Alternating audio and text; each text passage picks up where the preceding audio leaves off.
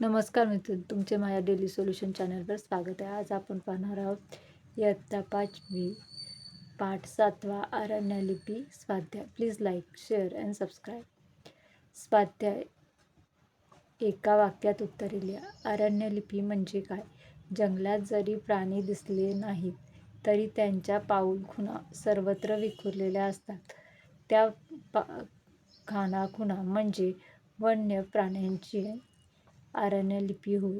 वाघांची गणती कशावरून केली जाते? वाघांच्या पावलांच्या ठशावरून वाघांची गणती केली जाते. जंगलात कोणते प्राणी धोक्याची सूचना देतात? जंगलात हरिण, सांबर व काळवीट हे मोठ्या आवाजात ओरडत धोक्याची सूचना देतात. खालील प्रश्नांची 3 ते 4 वाक्यात उत्तरे लिहा. वाघांचे क्षेत्र कशावरून ओळखता येते? आपल्या पावलांचा आवाज होऊ नये म्हणून वाघ पालापाचोळ्यातून चालत नाही. तो पाऊल वाटेवरून किंवा नदी-नाल्याच्या पात्रातून वाळूवरून चालतो. अशा पाऊलवाटा किंवा नदी-नाल्यातील ओली वाळू तपासावी. त्या मातीत वाघाचे पाऊल ठसे आढळतात. त्यावरून वाघाचे क्षेत्र ओळखता येते. वाघिणींच्या ठशांमध्ये काय फरक असतो? वाघिणीचे पुढचे पाय चौकोनी असतात, पण त्यांच्या मागच्या पंज्यात फरक असतो. वाघाचे मागचे पंजे चौकोनी असतात, तर वाघिणीचे मागचे पंजे आयताकृती असतात. शिकार झालेला प्राणी कोणता होता हे कशावरून ओळखता येते?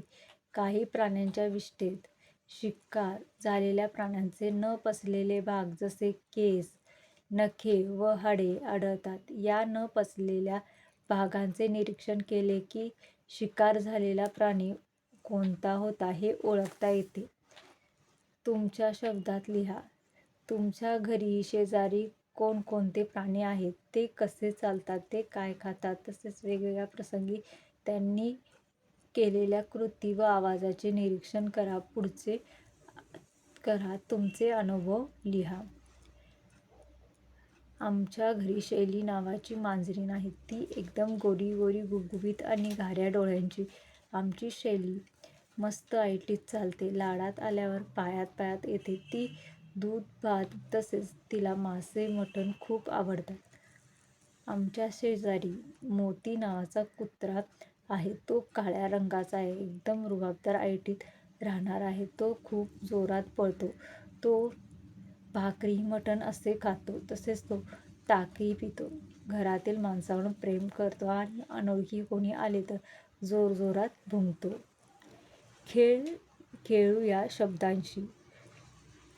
मूळ शब्द ठसा या शब्दाचे सामान्य रूप होताना स चा श होतो. उदाहरणार्थ ठशावरून, ठशात, ठशांचा इत्यादी. याप्रमाणे पैसा, म्हैस या शब्दांची सामान्य रूपे. पैसा, पैशांची, पैशात, पैशाच्या, पैशाने, म्हैसा, म्हैशीने, म्हैशीच्या, म्हैशीला. या पाठात पालापाचोळा, झाडे-झुडपे, नदी-नाले हे जोडशब्द आले आहेत. यासारखे तुम्हाला माहीत असलेले आणखी जोडशब्द लिहा. पैसा, अडका, गुरेढोरे, कपडा-लत्ता, मुले-बाळे, गोळा-बेरीज, दैव-धर्म, बाग-बगीचा, अधून-मधून. मजा या शब्दाला शीर शब्द लागून मजेशीर हा शब्द तयार झाला आहे. यासारखे आणखी शब्द शोधा, त्यांचा संग्रह करा. वक्तशीर, हवेशीर, आटोपशीर. वाचा.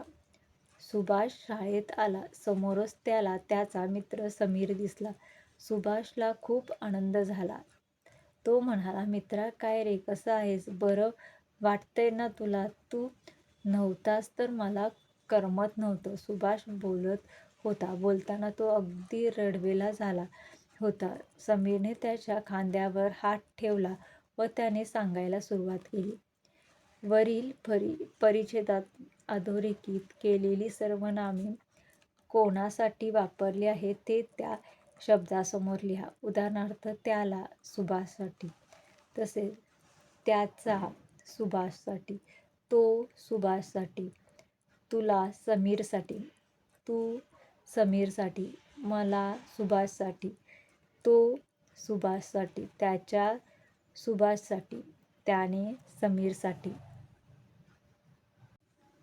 खालील काही वाक्ये दिली आहेत. त्यातील नामे ओळखून त्यासाठी योग्य ती सर्वनामे वापरा. हसीना खूप हुशार आहे. ती रोज शाळेत जाते. पक्षी उडत उडत लांब गेले. ते दिसेनासे झाले. बाई मुलांना खाऊ वाटत होत्या. त्या मुलांशी गप्पा मारत होत्या. भाऊ घरात गेला. त्याला काही सुचेना. खालील वाक्यातील सर्वनामे अधोरेखित करा. ते बाजारात गेले. ते तुला त्यांनी हाका मारल्या. तुला आणि त्यांनी. आम्ही जेवत होतो. आम्ही. त्याचा आवाज गोड आहे. त्याचा. मी स्वतः झाडून घेतले. मी. आपण प्रकल्प पूर्ण करूया. आपण. या पाठातील सर्वनामे शोधा व लिहा. त्यांच्या, त्याचे, तो, ते, आपण, त्याचा. Thank you for watching video. Please like, share and subscribe.